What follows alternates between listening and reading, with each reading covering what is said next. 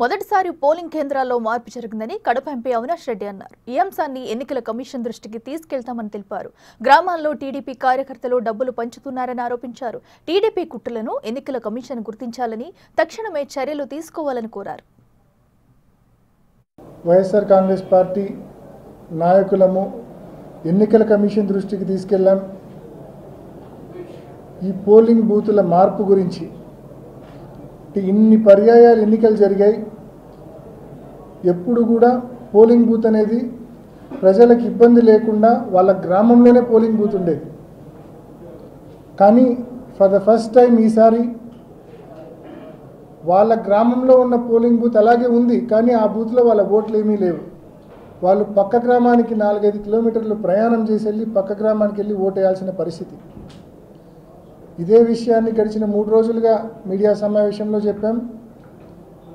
At the same time ఎన్నికల commission దృష్టికి కూడా తీసుకెళ్ళాం. ఈ పరిణామాన్ని జిల్లా ఎన్నికల అధికారికి, రాష్ట్ర ఎన్నికల అధికారికి ఇద్దరు దృష్టికి తీసుకెళ్ళాం. ఇప్పుడు ఇది సరిపోదన్నట్టుగా ఫర్దర్ అప్డేటెడ్ కుట్ర ఇంకోటి జరుగుతూ ఉంది. నిన్న రాత్రి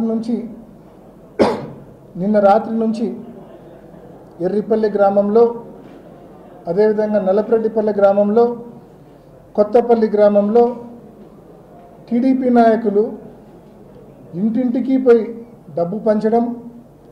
డబ్బు పంచడంతో పాటు ఇప్పటికే ప్రభుత్వం దాదాపు ఒక 80-90% ఇండ్లకు ఎన్నికల కమిషన్ దగ్గర నుంచి ప్రతి ఇంటికి ఓటర్ స్లిప్ వెళ్ళింది.